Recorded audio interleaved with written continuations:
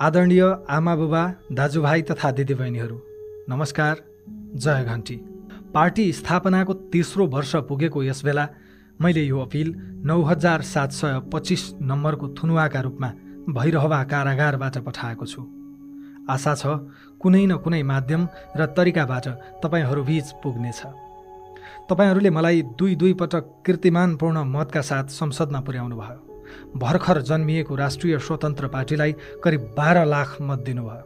त्यो मतले झस्केकाहरू चितवन र तनहुँको उपचुनावको परिणामले झन तर्सिए। स्वस्थ र प्रजातान्त्रिक विधिबाट रासोपासँग अब राजनीतिक प्रतिस्पर्धा गर्न सकिन्न र लुटको स्वर्ग भत्कन्छ भन्ने निष्कर्षमा पुगेपछि यिनीहरू म विरुद्ध षड्यन्त्रमा लागे। त्यो षड्यन्त्र कति भयानक थियो र त्यसमा कसलाई कसरी प्रयोग गरियो, सिङ्गो राज्यको कसरी दुरुपयोग भयो, तपाईहरूले आफ्नै आँखाले देखिरहनु भएको छ। तपाईहरूलाई थाहै छ म कसैमाथिको कुनै पनि अन्यायमा नबोली बस्न नसक्ने मान्छे हुँ। बोलेरै विश्व कीर्तिमान राखेको मान्छे पनि हुँ। तर यिनीहरूले यस्तो जाल थापे कि आफैमाथिका अपराध र अन्यायमा पनि म बोल्न सकिनँ। मेरा कानुन व्यवसायीले निरन्तर भनिरहनु भयो, तपाईँ देशकै सबैभन्दा ठुलो आपराधिक गिरोहसँग न्यायिक लडाईँ लड्दै हुनुहुन्छ। एउटै आवेगपूर्ण वाक्यलाई दुरुपयोग गरेर यिनीहरूले थप कानुनी झमेलामा फसाउन सक्छन्। त्यसैले तपाईँ बोल्नु हुँदैन। 4 जिल्ला, 4 उच्च र पछि सर्वोच्चसम्म गरेर 9वटा अदालतमा, अब त पर्सा जिल्ला अदालत पनि थपियो। मुद्दा झुन्ड्याइएको व्यक्तिले कानुन व्यवसायको राय नसुन्न पनि मिलेन।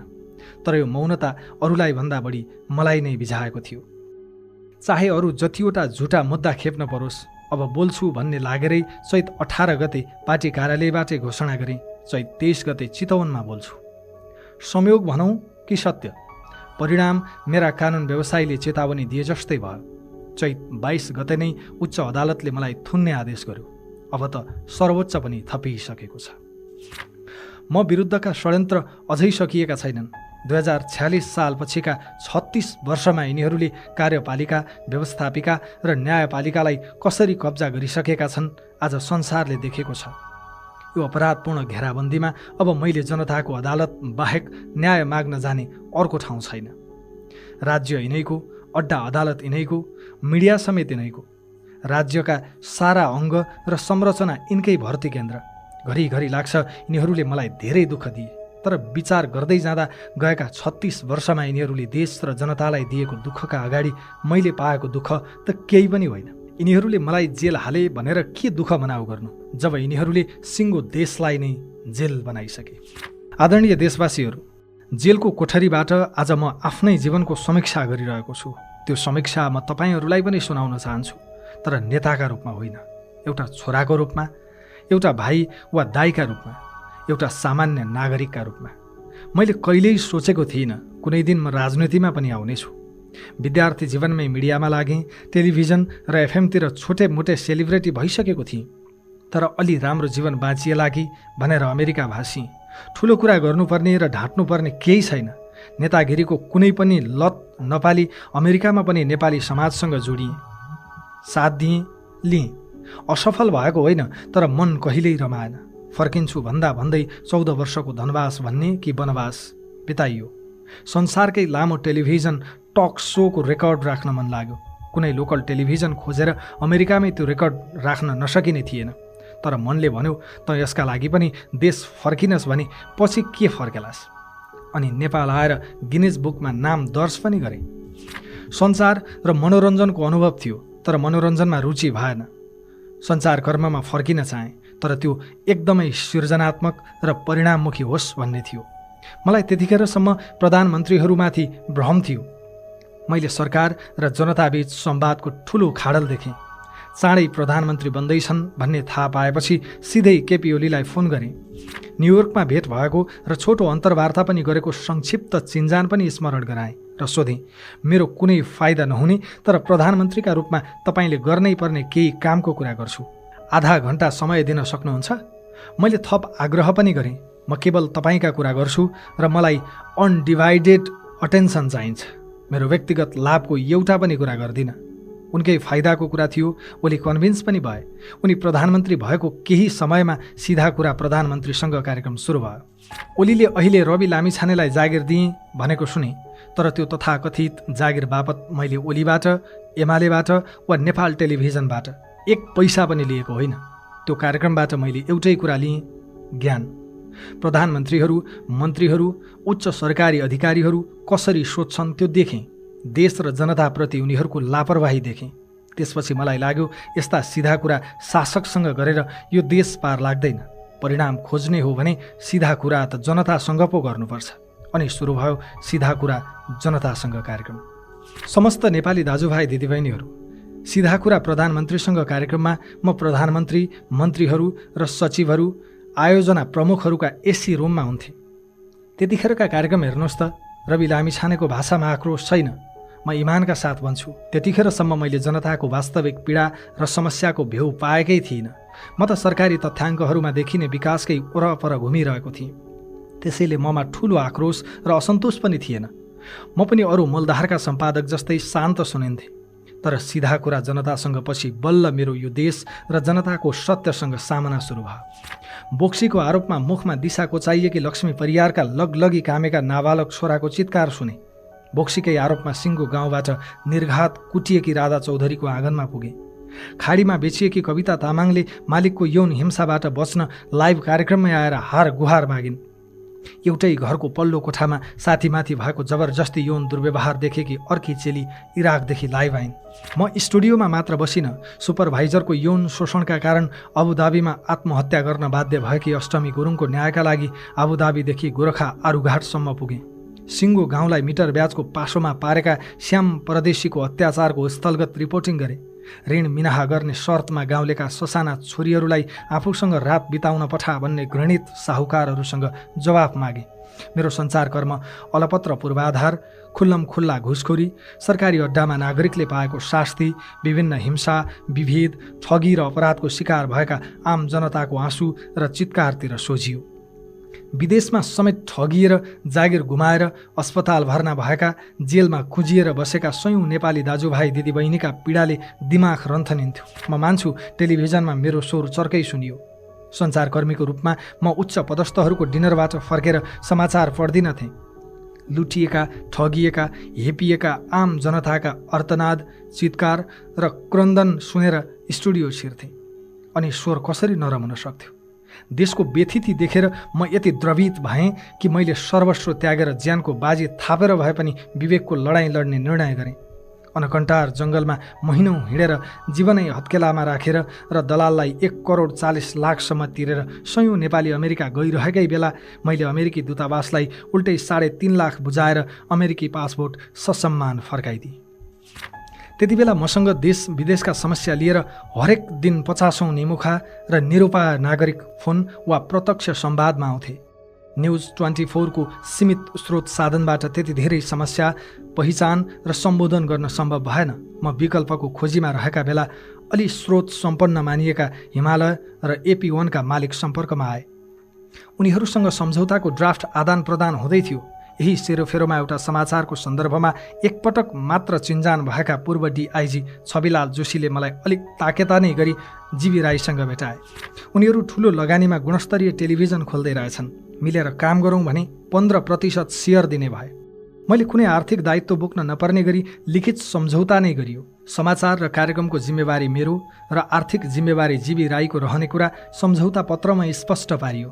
सम्झौतामा पहिलो पक्षका रूपमा जीवी राईले, दोस्रो पक्षका रूपमा मैले र साक्षीका रूपमा छविलाल जोशीले हस्ताक्षर गर्यौं। यसरी ग्यालेक्सी 4K टेलिभिजनमा जोडिए। यसअघि जीवी राईको 7 पुस्तासँग र उनी सम्बद्ध कुनै व्यापारी, व्यवसायी, परिवार, आफन्तसँग मेरो 7 पुस्ताको नातागोता, चिन्जान, भेटघाट, सम्पर्क, व्यापार, व्यवहार केही थिएन। आदरणीय दाजुभाइहरू, न्युज 24 को तुलनामा म एउटा कार्यक्रममा सिङ्गो स्टेसनको नेतृत्वकर्ता भएँ। स्टुडियो सानोबाट विशाल भयो। सञ्चारकर्मीको सञ्जाल अझ ठुलो भयो।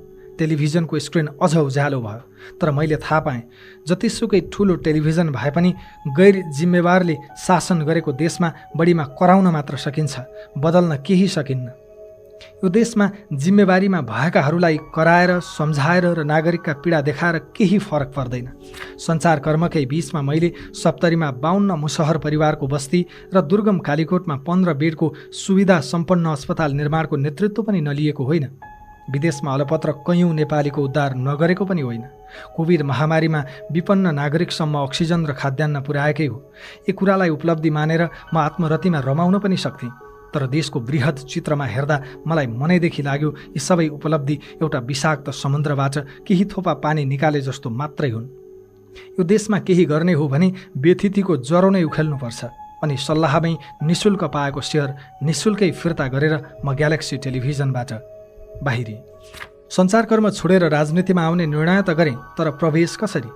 मसँग दुई विकल्प थिए। या त स्थापित पार्टीभित्रै छिरेर हस्तक्षेप गर्ने या नयाँ पार्टीका संरचना खडा गरेर स्थापितलाई घचघच्याउने।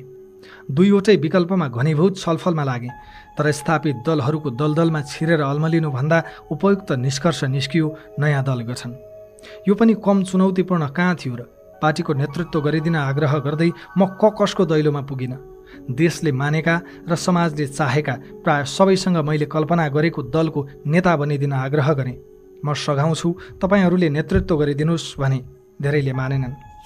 सन्दुक रुइतदेखि कुलमान घिसिङसम्म, राजेश हमालदेखि अनिल केशरी शाहसम्म यस्ता कैयौँ व्यक्तिसँग पार्टीको नेतृत्व गरिदिन हार गुहार गरेँ। कसैले विश्वास नगरेपछि मात्रै म आफै सभापति भएर पार्टी दर्ता गरेको हुँ। पार्टी खोलिसकेपछि पनि नेतृत्व लिनुहोस् वा कम्तीमा पनि उम्मेद्वार बनिदिनुहोस् भनेर मैले कैयौँ ढोकाहरू ढकढकाएँ। तर मेरो चुनाव प्रचारको समय नष्ट मात्रै भयो। धेरैले मानेनन्। जनताले रासोपालाई चौथो ठुलो पार्टी बनाए। करिब 11% समानुपातिक मत पायौँ। नयाँले पनि के नापे भनेको सुनिन्छ कहिलेकाहीँ। हो, अपेक्षा गरे जति नभएको पक्कै होला।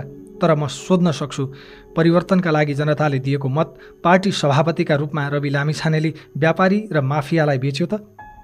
समानुपातिक मत भनेको नेतालाई बेचेको मत जस्तो बुझिन्थ्यो। नेताले या परिवार, नातागोता र दासहरूलाई सांसद बनाउँथे या व्यापारीलाई बेच्थे। त्यस्तै गर्यो त रासोपाले। प्रत्यक्षमा जस्तै रासोपाले आफूले पाएको समानुपातिक मतमा पनि जनताका सबैभन्दा प्रतिबद्ध प्रतिनिधि छान्यो। म गर्वका साथ सोध्न सक्छु, एसिड आक्रमणमा परेकी बिन्दवासिनी कंसकारलाई कहिल्यै संसदमा लैजान्थे यिनीहरूले? परदेश छोडेर फर्किएकी सुमना श्रेष्ठ यिनीहरूको पार्टीमा कहिल्यै अटाउने थिइन्? स्थापित भनिएकाहरूले कहिले दिन्थे मनिष झा र सन्तोष परियारहरूलाई पालो? देशको अर्थतन्त्र जर्जर हुँदा समेत डाक्टर स्वर्णिम वाग्ले जस्तो विश्वले मानेको अर्थविदलाई लत्याएकाले कहिले चिन्थे डाक्टर चन्दा कार्कीहरू? यिनीहरूले कहिल्यै प्रत्यक्ष निर्वाचनमा उतार्थे त तोसीमा र सोभिता जस्ता भरभराउँदा युवाहरूलाई? माफियालाई टिकट बेच्नेहरूले कहिल्यै मौका दिन्थे त हरि ढकालहरूलाई? मन्त्री बनाउँथे त विराज भक्त श्रेष्ठ, शिशिर खनाल जस्ता क्षमतावान युवालाई? वर्तमान व्यवस्था र संविधान मानेरै पुराना राजनैतिक दलभित्र रहेको विकृति विसङ्गति सम्बोधन गर्ने गरी हामीले नयाँ पार्टी बनायौँ। आज रासोपा बिनाको प्रतिनिधि सभा कल्पना पनि गर्न सकिँदैन। जनताका होनहार छोराछोरीको संसदमा उपस्थिति, तिनको मेहनत र निष्ठाको राजनीतिलाई स्वीकार गर्न पनि यो देशका विद्वान विश्लेषकहरूलाई किन गाह्रो परेको हो मैले बुझ्न सकेको छैन। देशको परिस्थितिलाई मूल्याङ्कन गर्दै लम्बेतान आर्टिकल लेख्न र विश्लेषण गर्न रवि लामिछानेलाई पनि नआउने होइन। तर रवि लामिछानेले यस्ता विश्लेषणको प्रभाव देखिसकेको छ। मलाई यो देशको व्यथितिको थप व्याख्या गर्नु छैन, व्यथिति भत्काउनु छ। व्यथितिका वाहकहरूलाई निवेदन दिएर वा अनुरोध गरेर यो देशमा थितिको शासन सुरु हुँदैन। यिनीहरूलाई ललकारेर र धावा बोलेर मात्र थिति बसाल्न सकिन्छ। यिनीहरूलाई चुनौती दिएको मूल्य अहिले मैले तिरिरहेको छु। तर म विचलित छैन। यो आँट र सङ्कल्प भत्काउन यो देशको इतिहासका सबैभन्दा ठुला ठगहरूले उल्टै मलाई ठग साबित गर्ने षड्यन्त्र गरिरहेका छन्। तर म अलिकति पनि हल्लिएको छैन। एकथरी साथीहरू सोध्नुहुन्छ, सरकारमा किन गएको? यसमा मेरो प्रति प्रश्न छ, जनताले हामीलाई दिएको 12 लाख हाराहारी मत यो देशमा हस्तक्षेप गर्न थियो कि संसदमा निवेदन गर्न? निवेदन, अनुरोध, आग्रह, बिन्ती त टेलिभिजनबाटै गरिरहेको थिएँ। कराउन मात्र त टेलिभिजनबाटै कराइसकेको थिएँ। हस्तक्षेप गर्न जनतासँग मत मागेको थिएँ। सत्ताबाटै हस्तक्षेपको प्रयास गरेँ। अब मूल कुरा भन्छु। रवि लामिछानेले पातालबाट ल्यायो बेचन झा। सरकार र समीकरण नै बदलिने गरी भयो त्यसको प्रतिक्रिया। रातारात मिले काङ्ग्रेस र एमाले। मान्छेहरू भन्छन्, तैँले गृहमन्त्रीका रूपमा बालकोटतिर किन आँखा लगाइस्? किन तर्साइस् बुढा नीलकण्ठका दाजु भाउजूलाई? मैले अतिरिक्त केही गरेको होइन। विधिको शासन प्रमाणित गर्न खोजेको मात्रै हुँ। मैले चोरको खुट्टा च्वाट्ट काट्नु भनेको हुँ। स्वाट्ट खुट्टा ककसले र किन ताने तिनै जानुन्। गृहमन्त्रीका रूपमा मैले व्यक्ति चिनिनँ, केवल विधि चिने। भोलि पनि मैले चिन्ने त्यही हो। जहाँसम्म डरको कुरा छ, रवि लामिछाने यिनीहरूसँग नडराएकै हो, नडराउने नै हो। यिनीहरूले अहिले बन्द गर्लान् बेचन झाहरूको फाइल, जनताको मत र साथ लिएर ती फाइल फेरि खोल्ने नै हो। यिनीहरूलाई अपराधको दण्ड दिने नै हो। गृह मात्र होइन, हामीले सम्हालेका कुनै पनि मन्त्रालयमा एउटै प्रश्न उठेन।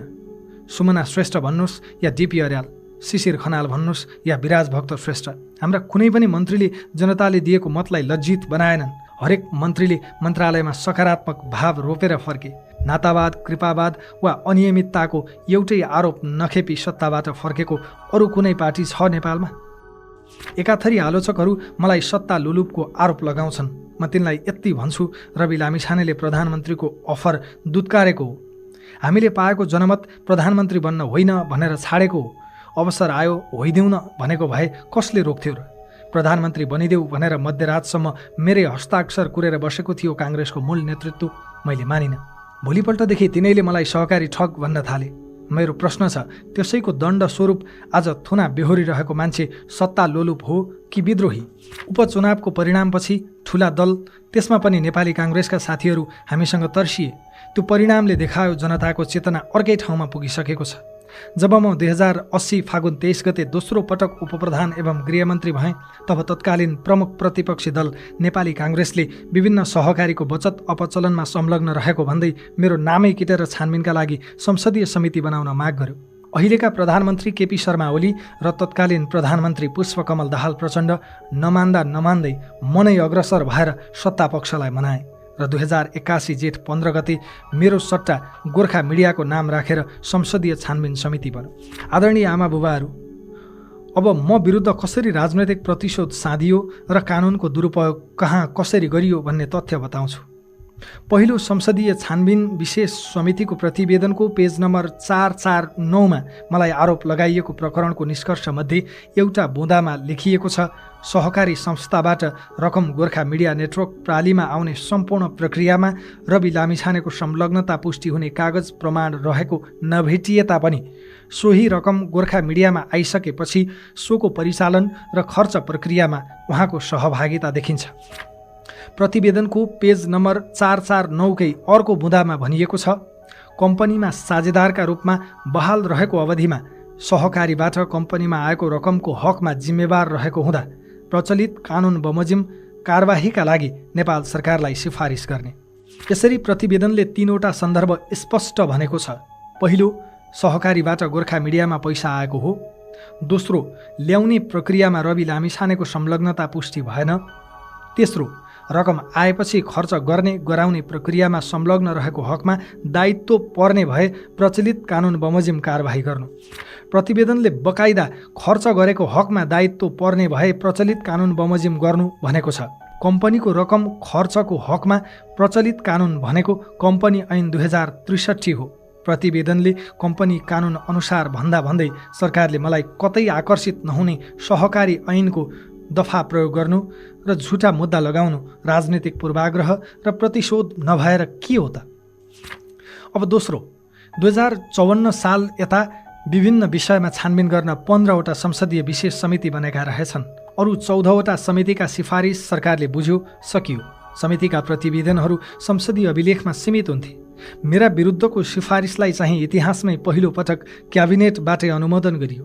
2081 भदौ 31 गते सभामुखलाई पेश गरिएको प्रतिवेदन सोही दिन प्रधानमन्त्री तथा मन्त्री परिषद कार्यालय पुग्यो र असोज 2 गते मन्त्री परिषदले संसदमा प्रस्तुत भएको सहकारी बचत रकम दुरुपयोग सम्बन्धी संसदीय छानबिन विशेष समितिको प्रतिवेदन 2081 कार्यान्वयनका लागि सम्बन्धित मन्त्रालयमा पठाउने निर्णय गर्यो।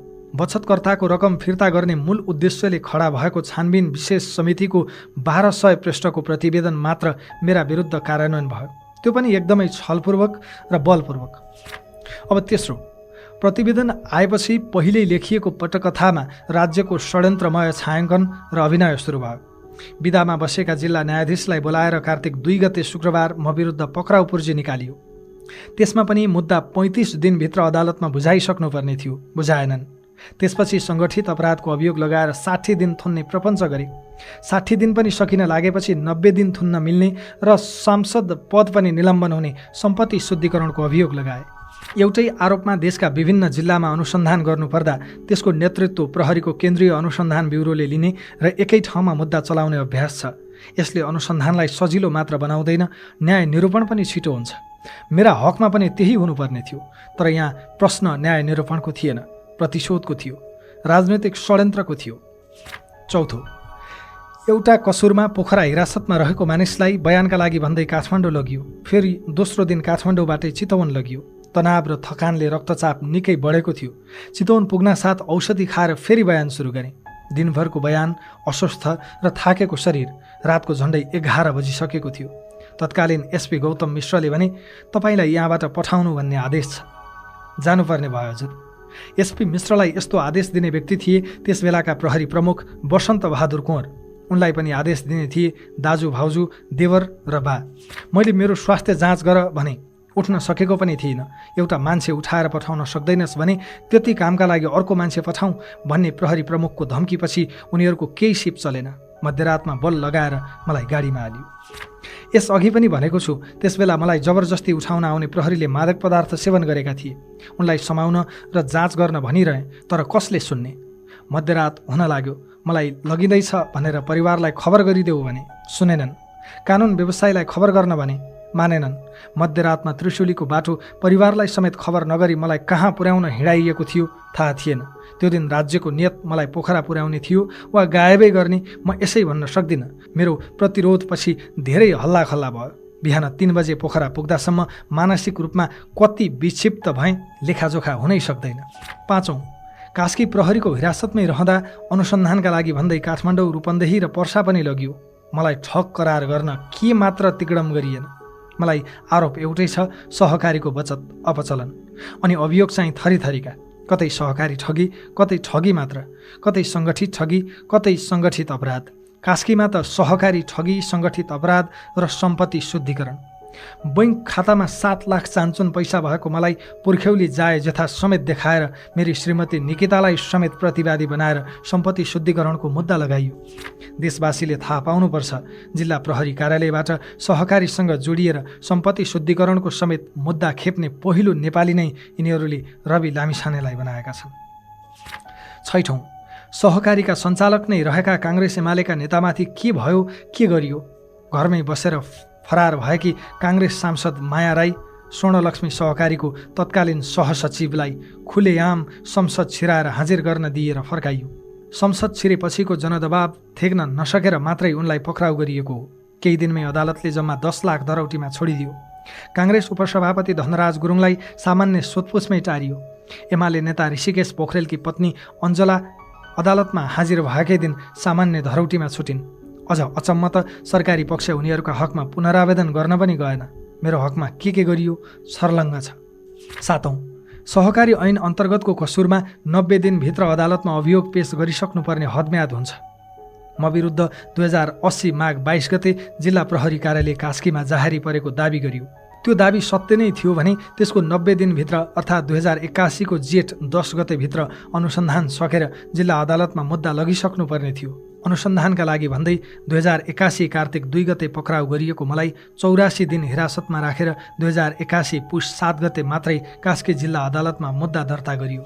कानुनमा तोकिएको हद म्याद नागी मुद्दा दर्ता गर्नु देवानी र फौजदारी कानुनको सामान्य सिद्धान्त विपरीत त थियो भने विशिष्टकृत कानुन सहकारी ऐनमा हदम्यादको व्यवस्था हुँदाहुँदै सामान्य कानुन मुलुकी अपराध संहिता 2074 को दफा 249 अनुसार मुद्दा चलाउन खोज्नु व्याख्यात्मक कानुनको सिद्धान्त प्रतिकूल पनि थियो। अनुसन्धान र अभियोजनमा हकदैया, क्षेत्राधिकार र हदम्याद एकदमै महत्त्वपूर्ण विषय हुन्। तर म विरुद्धको मुद्दामा यी तीनै विषयको पूर्णतः व्यवस्था गरियो र कानुन अनुसार चल्दै नचल्नुपर्ने र चल्नै नहुने मुद्दा चलाइयो। 8औं, चैत 22 गते उच्च अदालत तुलसीपुरको बुटवल इजलासले मलाई थुनामै पठाउने निर्णय गर्यो साँझ 7:30 बजेतिर। त्यसको केही मिनेट नबित्दै प्रहरी मलाई पक्राउ गर्न आइपुग्यो बेडरुममै। त्यस क्रममा प्रहरीले ज्यादती मात्रै गरेन, अन्तिम इच्छा नै सोध्यो। पक्राउ पुर्जी समेत लिएर नआएको प्रहरीले मेरो बेडरुममै बसेर पुर्जी बनायो। पक्राउ गर्न आएको काठमाडौँ उपत्यका अपराध अनुसन्धान कार्यालयको टोलीले दिएको पुर्जीमा अदालतको अनुमति पत्र बमोजिमको पक्राउ पुर्जी लेखियो। जबकि उनीहरूसँग अदालतको अनुमति पत्र नै थिएन। जिल्ला प्रहरी परिसर काठमाडौँले सोही दिन चैत 22 गते दिएको पुर्जीमा फैसला कार्यान्वयनको आदेश अनुसार प्रहरी अनुसन्धानमा राखी अनुसन्धान गर्नुपर्ने भएकाले लेखियो। फैसला कार्यान्वयनका लागि न अनुसन्धान गर्नुपर्छ न हिरासतमा राख्नुपर्छ, थुनामा पठाउने हो। भैरवा पुर्याएपछि जिल्ला प्रहरी कार्यालय रूपन्देहीले दिएको पुर्जीमा कार्यालयको प्रहरी हिरासतमा राख्नुपर्ने भएकाले लेखियो। पक्राउ एउटै, तर प्रहरीको युनिट पछि पक्राउको कारण फरक फरक। चैत 22 गते पक्राउ गरेको प्रहरीले 25 गते बिहान मात्रै रूपन्देही जिल्ला अदालत उपस्थित गरायो र बल्ल अदालतले थुनुवा पुर्जी दियो। थुनुवा पुर्जी दिनु अघिको मेरो पक्राउ पूर्णतः गैर कानुनी थियो, तर सिङ्गै देश गैर कानुनी सिन्डिकेटले चलाएको बेलामा एउटा व्यक्तिको मौलिक अधिकारले कति पो महत्त्व राख्छ र? राज्यका सबै अङ्ग तिनैका भर्ती केन्द्र भएको देशमा न्यायका लागि ढकढकाउन कुनै ढोका छ कि छैन भन्ने आशंका कसरी हट्छ? आदरणीय आमा बुबा, दाजुभाइ तथा दिदीबहिनीहरू, जसको निवेदनलाई मोहरा बनाएर ममाथि झुटा मुद्दा खडा गरियो, तिनले सार्वजनिक रूपमै भनेका छन् हामीले रवि लामिछाने थुन्न निवेदन दिएका होइनौँ। हामीले दिएको निवेदनमा रवि लामिछानेको नाम नै छैन। बचत फिर्ताको मागमा दिएको निवेदनलाई प्रहरीले नै दुरुपयोग गरी रवि लामिछानेतर्फ सोझ्याएको भनेर निवेदकले नै भनेको तथ्यमा न्यायालयले पनि आँखा चिम्लिनुलाई म सामान्य मानौँ कि असामान्य? मेरै निवेदनलाई देखाएर रवि लामिछानेलाई थुनेको भए म त्यो पापको भागीदार बन्दिनँ भनेर निवेदककर्ताले सार्वजनिक रूपमा भन्दा पनि त्यसको सुनवाई हुन्न भने यो विधिको शासन हो कि जङ्गलराज? मेरो कार्यकालमा ग्यालेक्सी टेलिभिजनमा जीबी राईले गरेको लगानीको स्रोत हेटौँडाको जग्गा बिक्रीबाट आएको पैसा हो भनेर कम्पनीको अडिट रिपोर्टमा बकाइदा उल्लेख छ। अडिट रिपोर्टमै भनेपछि यो देशमा व्यावसायिक साझेदारको सम्पत्तिको स्रोत खोज्न को गएको छ र जान्छ? न कानुनले नै खोज्नुपर्छ भन्छ, न अधिकार हुन्छ साझेदारलाई। टेलिभिजन सुरु भएको 1.5 महिनामै छविलाल जोशी अमेरिका गए। जीबी 7 देशमा रहेका कम्पनीका मालिक हुँ भन्थे, नेपालमा भेटिँदैनथे। काम रोक्न भएन, कर्मचारीको तलब रोक्न भएन, आर्थिक कारोबार रोक्न भएन। 7 महिनाभित्र टिभी खोल्ने सम्झौताको बुँदामा हस्ताक्षर गरेको छु। म फिल्डमा पनि गइरहन्थेँ। लेखाका साथीहरू चेकमा सही गरेर छाडिदिनुहोस् न सर भन्थे। त्यही बेला कोरोनाको दोस्रो भेरिएन्ट चलिरहेको थियो। त्यसमाथि पैसा जीविकै, दायित्व जीविकै, लेखापाल जीविकै। जीविको आर्थिक कारोबारमा त्यो बेलासम्म कहीँ कतै प्रश्न उठेको पनि थिएन। कम्पनीमा रवि लामिछानेले कुनै आर्थिक दायित्व लिने छैन भनिएको लिखित सम्झौता छँदै थियो। त्यस्तो प्रबन्ध निर्देशकसँग मुख्य लगानीकर्ताले भनिसकेपछि चेकमा सही गर्दिन भन्न सक्ने नैतिक आधार पनि थिएन। ती मध्येका केही चेकहरू भविष्यमा म विरुद्ध षड्यन्त्रका ठुला हतियार हुन्छन् भनेर त्यतिखेर मैले कसरी कल्पना गर्नु? 3 वर्षपछि 1 ट्रक कागजहरू खोतलेर हेर्दा जीबीको निजी खाताबाट सम्झौता बमोजिमकै पैसा मेरो निजी खातामा आउँदा जीबीले आफ्नो खातामा सहकारीबाट पैसा ल्याएको रहेछ भन्ने पत्ता लाग्यो। मेरो मानवीय क्षमताले जीबीको व्यक्तिगत खातामा कहाँबाट पैसा आएर बसेको छ भनेर देख्न सक्थ्यो र? यो दुनियाँमा कसैको ह्युमन क्यापेसिटीले भ्याउने कुरा हो त्यो? रवि लामिछानेले अर्बौं ठगेको प्रमाण हामीसँग छन्, आफै निवेदन दिएर सहकारीबाट पैसा निकालेका प्रमाण छन् भनेर संसदमा सादा कागज देखाउँदै गर्जेका नकचराहरूले अहिलेसम्म के दिए त प्रमाण? यिनले महिनौँ लगाएर खोजे, तर कुनै एउटै सहकारीमा रहेछ त रवि लामिछानेको ऋण पाऊँ भन्ने एउटै निवेदन? कुनै सहकारीमा भेटियो त रवि लामिछानेको एउटै हस्ताक्षर? कुनै सहकारीमा रहेछ त रवि लामिछाने पदाधिकारी, सदस्य, कर्मचारी? पदाधिकारी, सदस्य, कर्मचारी नै नभई कसैले ठग्न सक्छ त सहकारीलाई? अनि पदाधिकारी नै रहेकाहरूलाई अदालतले 2-4 लाख धरौटीमा छोडेको देशमा म सहकारीमै नजोडिएको मान्छेलाई यतिसम्म प्रताडित गरेपछि देशमा जिउँदो देखिन्छ त कानुन, विधिको शासन र न्याय? यो देशमा नैतिकता छ भन्ने भ्रममा अब म छैन। त्यसैले कसैको मानहानिको दबावमा पनि छैन। यो लोकतन्त्र होइन जहाँ राज्यका अङ्गबीच शक्ति सन्तुलन होस्। यो त सीमित नेताहरूले पछिल्ला 36 वर्षमा तयार गरेको आपराधिक सिन्डिकेट हो, जहाँ हरेक ठाउँमा यिनैका कार्यकर्ता र खेताला छन्। यिनीहरूले राज्यका अङ्गहरूसहित भागबण्डामा पारिएका संवैधानिक निकायहरूलाई समेत एउटै रावणका फरक टाउका बनाइसकेका छन्। अरू संवैधानिक निकाय छोडिदिनुहोस्, न्यायपालिकाकै अवस्था के छ? पूर्व न्यायाधीश सुशीला कार्कीको पुस्तक न्याय पढे मात्रै पनि सर्लङ्ग हुन्छ। न्यायाधीश बन्ने ढोका यिनैले खोल्छन्, यिनैले बन्द गर्छन्।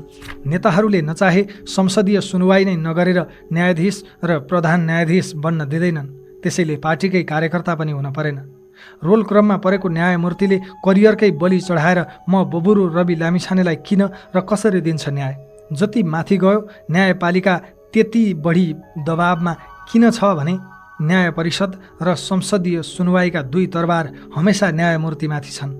यो काल कोठरीबाट म घरिघरि सोध्छु, आफै यति अन्याय, दबाव र प्रभावमा बाँचेको न्यायपालिकासँग मैले अलि धेरै अपेक्षा राखेर अन्याय पो गरेँ कि?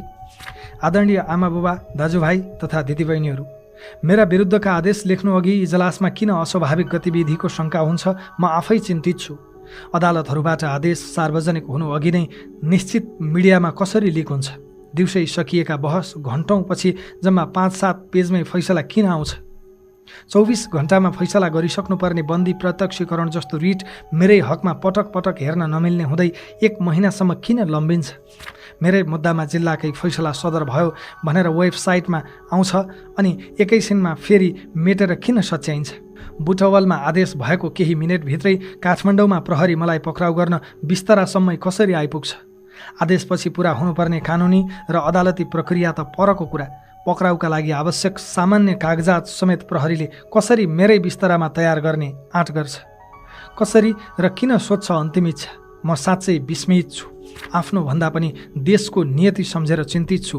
अदालतको आदेश सुन्न बसेकी मेरी श्रीमती निकितालाई एक्लै छाडेर आदेश सुनाउने कर्मचारी सोझै मिडिया किन र कसरी जान सक्छ? जबकि निवेदक पनि भएकाले सबैभन्दा पहिले आदेश सुन्ने हक निकिताको हुन्थ्यो। अब मेरो जीवनको उद्देश्य व्यक्तिगत उन्मुक्ति होइन, सीमित नेताहरूको अहिलेको आपराधिक सिन्डिकेटबाट सिङ्गो देशको उन्मुक्ति हो। रवि लामिछानेले नाकको डाँडी भाँच्नुपर्छ भनेको थियो भनेर निकै ट्रोल बनाइँदैछ। म आज यो काल कोठरीबाट दोहोऱ्याउँदैछु, राज्यको पूर्ण पुनर्संरचना गर्ने नै हो। ममाथि अत्याचार गर्ने लोकतन्त्र होइन, ओली थापाहरूको कुटिल षड्यन्त्र र लेखक बडालहरूको कानुनी प्रपञ्च हो। विधिको शासन त यिनीहरूले उहिल्यै समाप्त पारिसकेका हुन्।